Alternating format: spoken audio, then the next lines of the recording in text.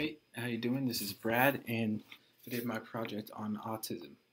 So autism is on the part of the spectrum, the autism spectrum disorder, and it's a neurodevelopmental disorder hallmarked by communication deficiencies, difficulties in social interactions, inflexibility in mood and behavior, such as perseverative and repetitive behavior, as well as atypical language development.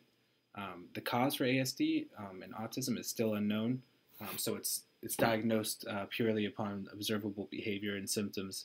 However, much research has been done implicating neurobiological as well as genetic factors, but again, no sole cause has been found or reported on for autism.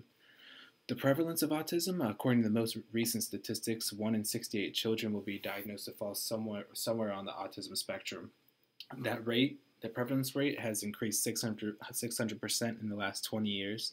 Autism is going to be seen occurring across race, ethnicity, gender. However, there's a higher prevalence of male over female. Males are about 4 times as likely than females to have autism.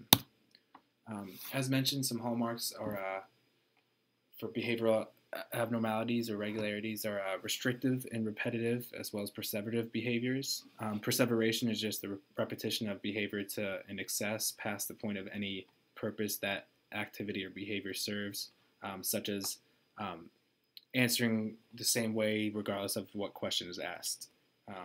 Also, we'll see a lot of inflexibility of behavior as when it comes to routine. If a routine is changed or a change is made, this will often evoke immense distress and cause very extreme negative reactions, such as tantrums and breakdowns. There's been a lot of OCD implication within this population. Also, social impairments and dysfunction. A well-known hallmark of ASD is also involving the lack of eye contact or very irregular amount of eye contact, as well as the inability to engage in peers, social interactions. There's been implications of irregularities and deficiencies in the right temporoparietal junction, which is just the area separation between the temporal lobe and the parietal lobe. And this is associated with attention and social interaction. Also, the theory of mind has been implicated in this area. And there's a lot of irregularities within RTJ, or the right temporoparietal junction, within individuals with autism. Also, scripting, also known as echolalia, is a repetition of phrase or words imitation. An example of this would be me saying "Hi, Ethan," and Ethan saying "Hi, Ethan" back, just as imitation and not any functional purpose, just kind of for scripting.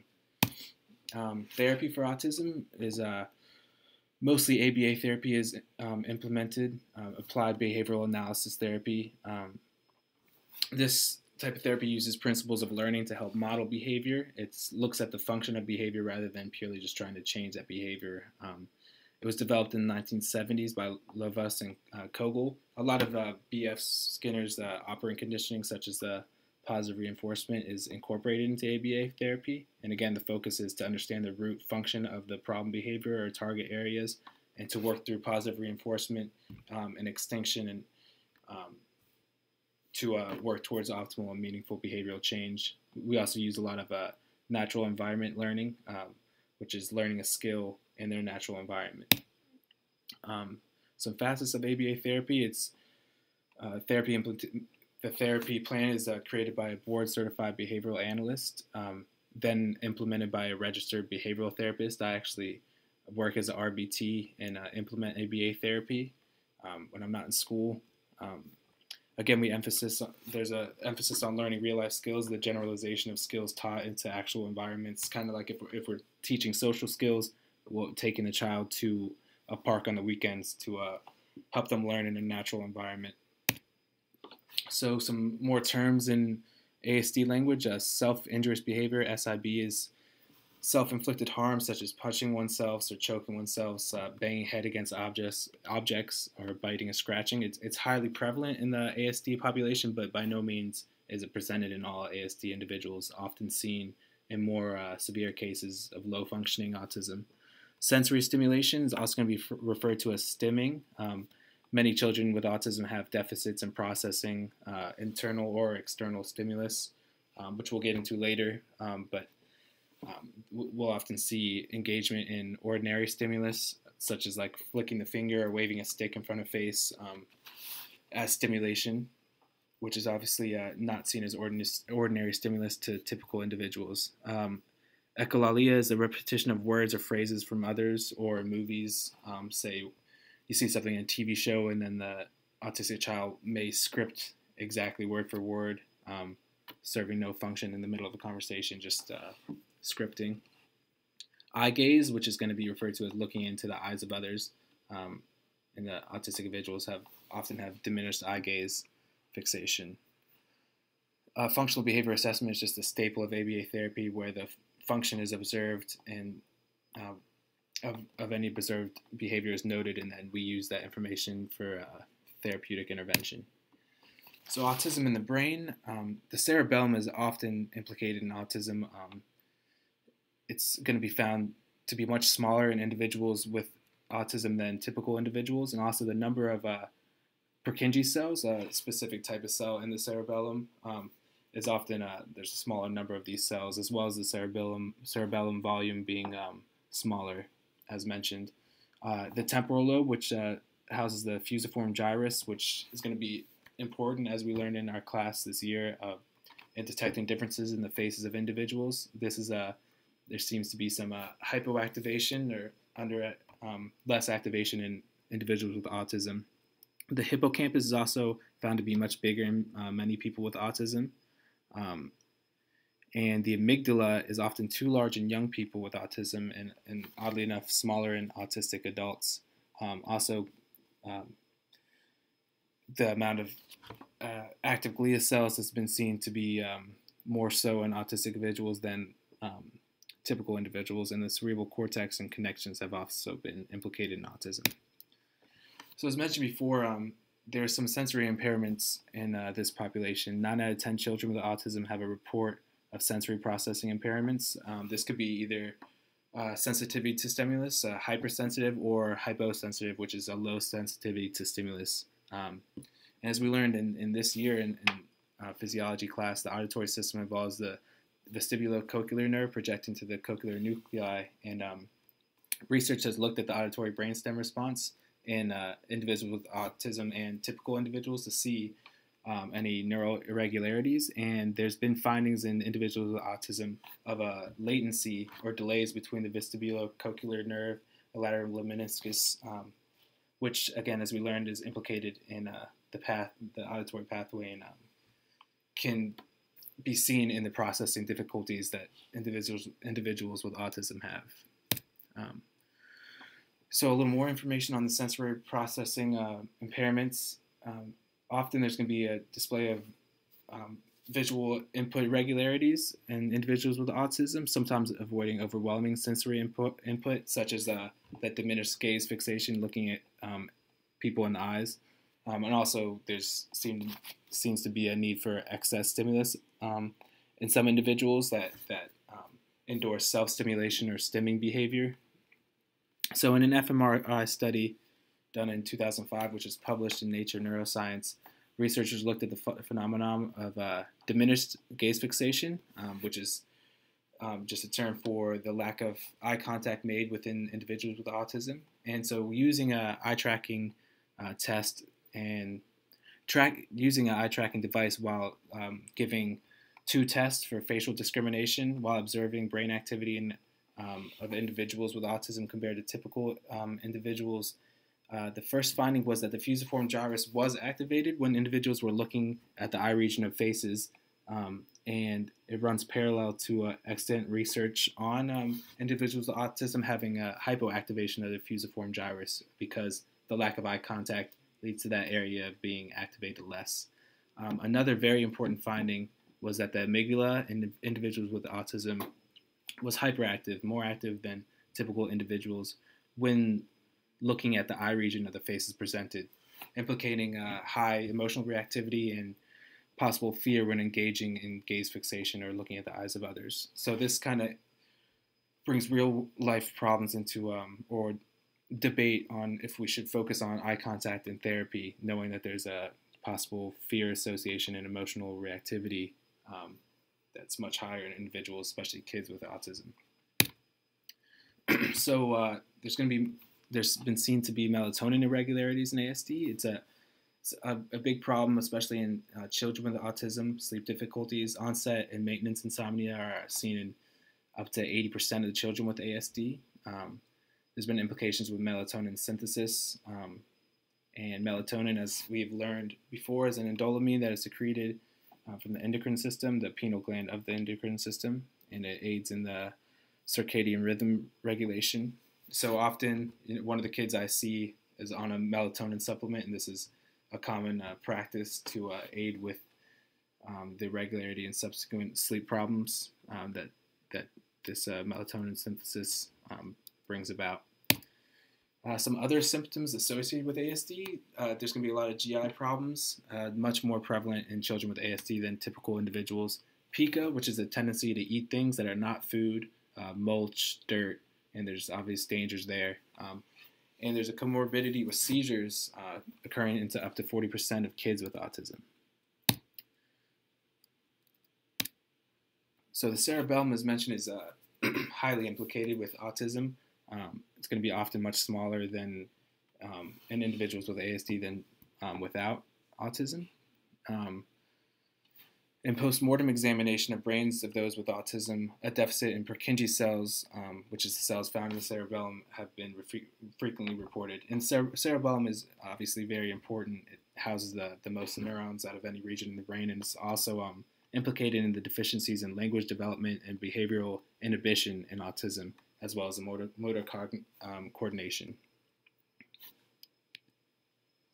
There's some neural-based theories on ASD. There's been a lot of research, nothing concrete. There's been contradictory research, but still there's a lot of research out there on possible defects in mirror neurons, which would be seen in the difficulties imitating behavior or social interactions that individuals with autism display and often endorse. Also, less activity in the right temporoparietal junction, which was mentioned before, and is where the temporal and parietal lobes meet. And again, associated with social cognition and the theory of the mind, understanding that others have beliefs.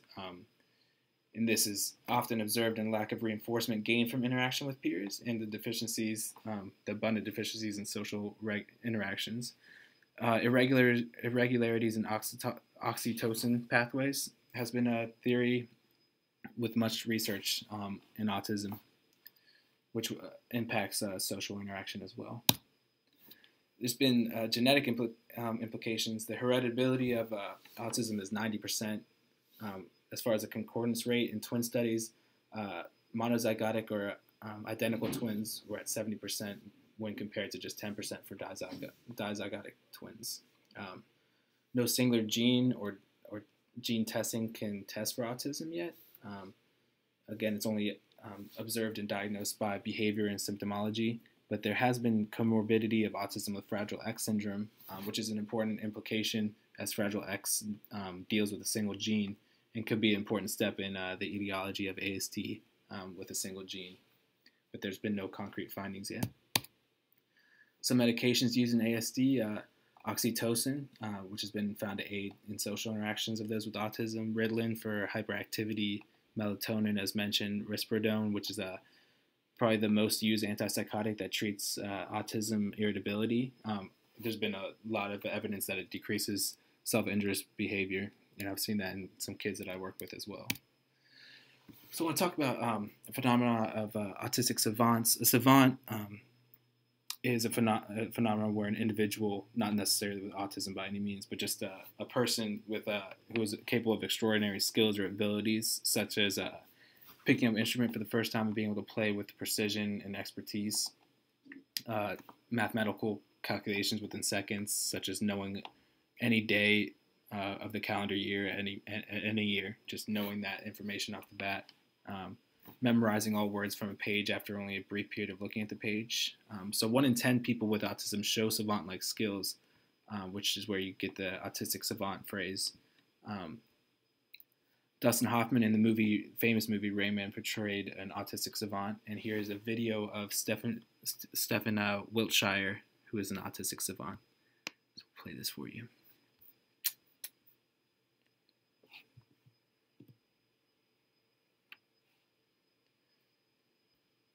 plays.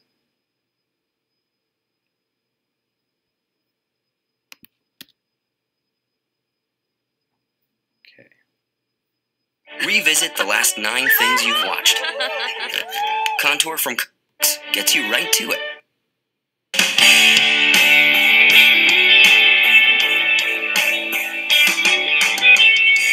All this week we have been featuring the art of Stephen Wiltshire in our series, An Early Beautiful Memory. He was diagnosed with autism at age 3, did not speak until he was 5, but today he is known worldwide for the beautiful panoramas he creates from memory. Over the weekend, Stephen began working on a 20-foot cityscape of New York. He is just about finished. He's nearing completion anyway. And CBS's Michelle Geelan is at the Pratt Institute in Brooklyn, where Stephen is working this morning. Good morning, Michelle. Good morning, Harry. He's put a lot of hard work into it, and boy, has it paid off. He started all the way up here at the George Washington Bridge and then continued down through Manhattan, New Jersey, the financial district, and he's heading over to Brooklyn now. The detail is really the amazing part because, as you know, it's all from memory. So let's take a look at some comparison shots to some still photos of Manhattan. First, take a look at Midtown. And as you can see, the detail is absolutely incredible. Now the financial district. And the comparison shot, the buildings, the skyline. And then let's take a look at Liberty Island. All of this was from a 20-minute helicopter ride. He just took a look at it and then could put it down on paper. So let's talk to Stephen now. Good morning. Hi, good morning. Your work is incredible. Tell us, what's your favorite part of New York to draw? The Manhattan. Manhattan is my favorite. They got lots of skyscrapers and the big, tall, the tallest, and the avenues, and they're very huge. They've got lots of yellow New York taxi cabs. Lots of taxi cabs. Stephen, thank you so much. Also, we can... And Stephen also told us, Harry, that he's been listening to his iPod, and he said that the music that gets him through all of this was Outkast. Back to you. Okay.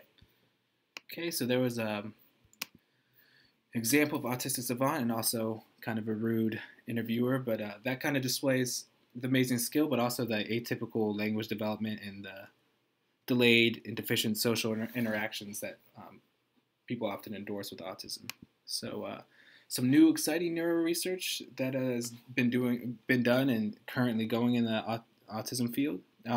Studies on mice genetically modified to model autistic behavior, ASD behavior. They took out a gene on the X chromosome associated with ASD that causes social deficits in mice. Can't really give a mouse autism, but just to replicate what it would look like. And they looked at the modified mouse in a environment with an unaltered litter mate, and it was found that the social deficit could modify each other. So not only did it modify the behavior of the mouse that was given or had that gene taken out, but also the unaltered litter mate started to digress socially, which is an interesting finding. And also a new finding has indicated the gene Engrail2, EN2, as a contributor to autism. That research is still going on, and there's also been reported findings that autistic individuals have less receptors for acetylcholine, which is, as we learned, excitatory neurotransmitter. So less receptors in that realm. Lastly, the scientific facts about autism and vaccines, which is not true. It started in 1998 by a published paper by Andrew Wakefield, and the problem with this study was it was not based on statistics. There was no control group, relied on people's memories and through phone calls and other bogus kind of claims, and it was made vague conclusions that weren't statistically valid. So if anyone asks you, this is not there's no link between autism and vaccine that we know of, and it's definitely not stemming from this study was there any found. So thanks for listening. I hope you enjoyed, and thanks for a great year.